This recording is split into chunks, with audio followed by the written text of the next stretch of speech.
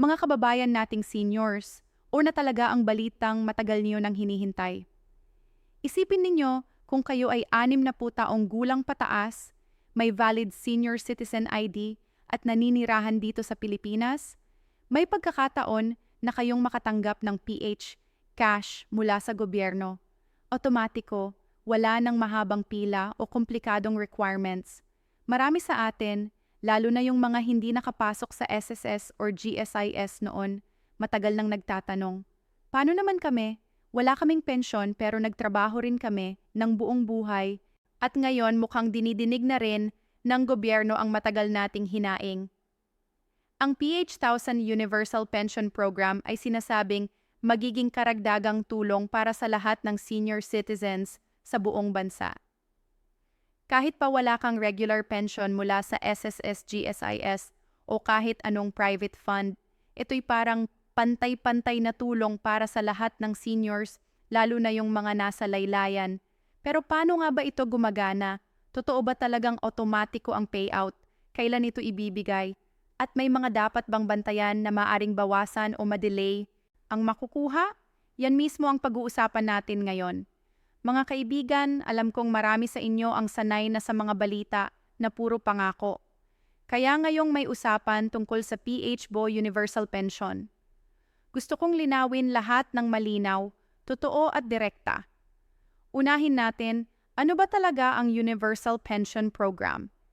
Ito ay bahagi ng panukalang Expanded Social Pension Program na isinusulong ng Department of Social Welfare and Development, DSWD kasama ang National Commission of Senior Citizens, NCSC.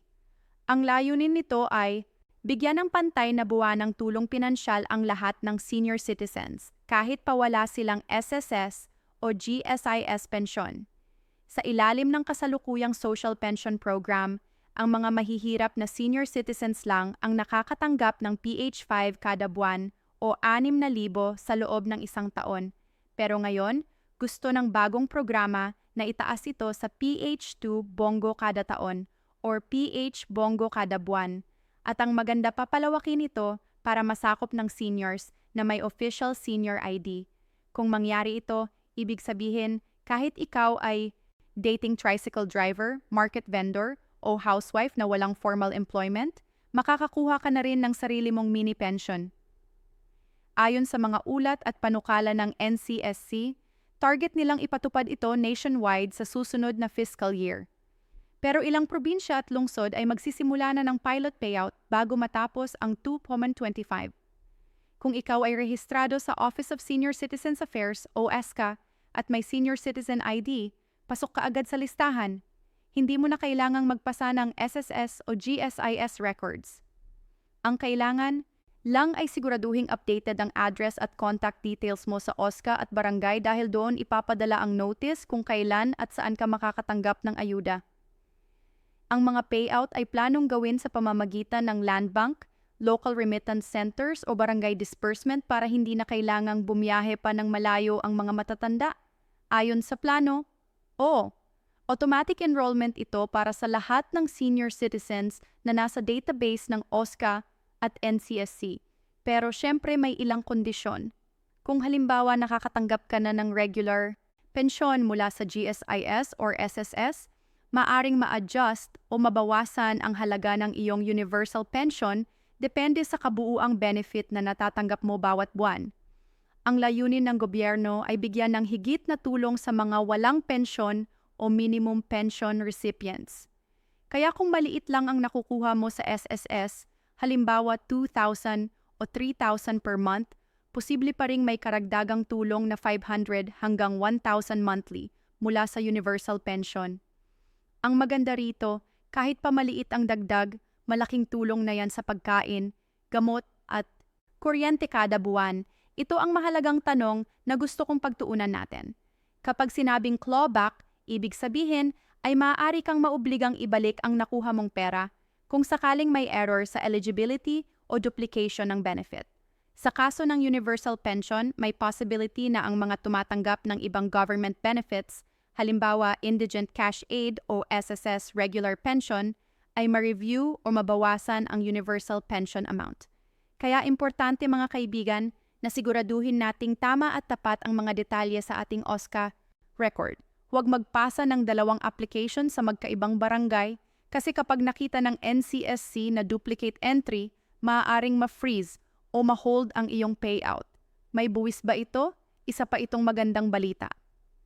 Ayon sa mga draft guidelines, ang PH, Universal Pension ay tax-free. Ibig sabihin, walang kaltas, walang withholding tax at matatanggap mo ang buong halaga.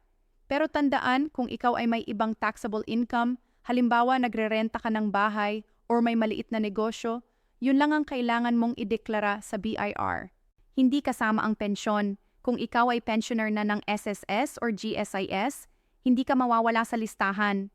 Pero posibleng partial benefit lang ang makuha mo. Halimbawa, kung ang universal pension ay PH 1,000 kada buwan at ikaw ay may SSS pension na PH 3,000, maaari kang tumanggap ng karagdagang PHP 500 kada buwan bilang equity top-up. Ito ay para hindi magmukhang doble ang pensyon, kundi pantay na dagdag para sa lahat ng seniors. Sa madaling sabi, walang mawawala, pero maaaring mag-iba ang halaga, depende sa kung saan ka kasali. Payout schedule at proseso ng pag-claim. Ang initial rollout ay planong gawin kada quarter. Ibig sabihin, P3,000 bawat 3 buwan. Ang unang payout ay inaasahang mailalabas sa mga piling lugar bago magpasko bilang bahagi ng Holiday Assistance Program for Seniors. Pagkatapos nito, magiging regular quarterly disbursement na. Marso, Hunyo, Setyembre at Disyembre. Kung ikaw ay bedridden o may kapansanan, maaari kang magtalaga ng authorized representative para kumuha sa iyong pangalan.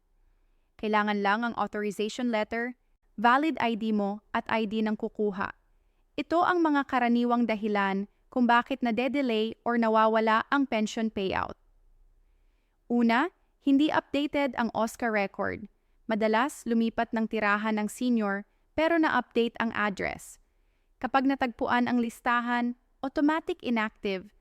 Pangalawa, duplicate registration. Huwag magpasa ng dalawang aplikasyon sa magkaibang barangay o city. Pangatlo, expired ID. Kahit lifetime validity ang senior citizen ID, kailangan pa ring malinaw at readable. Kung sobrang lumana o nakita ang picture, magpalit na. Pang-apat, maling bank details. Kung land bank ang gagamitin, siguraduhing active pa ang account at tugma sa pangalan mo. May ilang practical na tips na gusto kong ibahagi. Una, kung ikaw ay may SSS pension pero mababa lang, maaari mong i-update ang record mo sa SSS branch at siguraduhing naka-apply ka sa annual pension re-evaluation. May mga pagkakataon kasi na ang pension ay tumataas kapag nagkaroon ng bagong cost of living adjustment, SHICOLA o 13th month pension computation.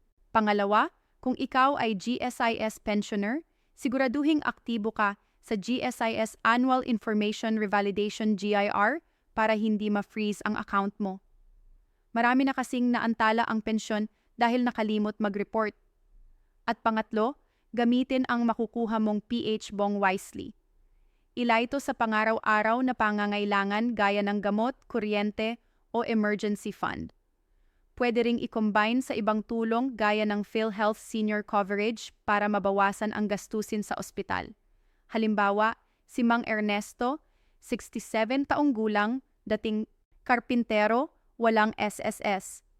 Noong nakaraang taon, nakap na bibong social pension mula DSWD. Sa bagong programa, madudoble na ito sa PH 2,000. Ibig sabihin, bawat quarter ay makakakuha siya ng PH 3,000. Samantalang si Aling Nena, 72 taong gulang, may maliit na 2,5 pensyon sa SSS. Sa ilalim ng Universal Pension, maaari siyang makatanggap ng dagdag na PH 500 buwanan o 6,000 kada taon. Magiging total niya PH 3,000 buwanan. Malaking tulong lalo na sa gamot at pamasahe. Kung gusto mong masigurado na pasok ka sa listahan, pumunta lang sa iyong barangay OSCAR office at magtanong kung updated ang iyong profile sa NCSC Registry System. Dalhin ang mga ito: Senior Citizen ID, Barangay Clearance Birth Certificate o Valid ID na may date of birth 1 by 1 recent photo. Kung gusto mo ng online option, may NCSCE registration portal na unti-unti nang binubuksan sa mga pilot cities. Maaari kang tumulong sa ibang senior sa barangay para ma-assist sila online. Final thoughts, mga kababayan, ang PH Universal Pension ay hindi lang tungkol sa pera. Ito ay pagkilala sa sakripisyo at kontribusyon ng bawat Pilipinong senior citizen. Sa tagal ng panahon na nagtiis tayo sa kakarampot na tulong, ngayon ay may pag-asang darating ang mas maayos, mas batas na sistema. Pero tandaan natin, kailangan pa ring maging maingat. Siguraduhing updated ang records, totoo ang impormasyon at laging tanungin ang OSC o DSWD bago pumirma o magbigay ng personal details. Kung magiging maayos ang implementasyon, posibleng bawat senior citizen sa bansa ay magkakaroon ng sariling basic pension kahit hindi naging miyembro ng SSS or GSIS. Kaya mga kaibigan, bantayan natin ang anyo mula sa DWD at NCSC sa mga darating na buwan. Ang FRAYIN ay hindi lang numero. Ito ay simbolo ng pagkilala, respeto at pag-asa para sa ating mga nakatatanda. At gaya ng lagi kong sinasabi, kung may tanong kayo tungkol sa pension, benefits o payout schedule, huwag mahiyang lumapit sa inyong barangay OSCA o mag-comment dito sa video para matulungan natin ang isa't isa.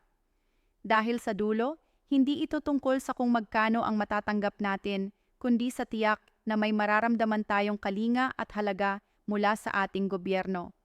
Yan ang tunay na magandang balita para sa lahat ng 6 na pataas na senior sa Pilipinas.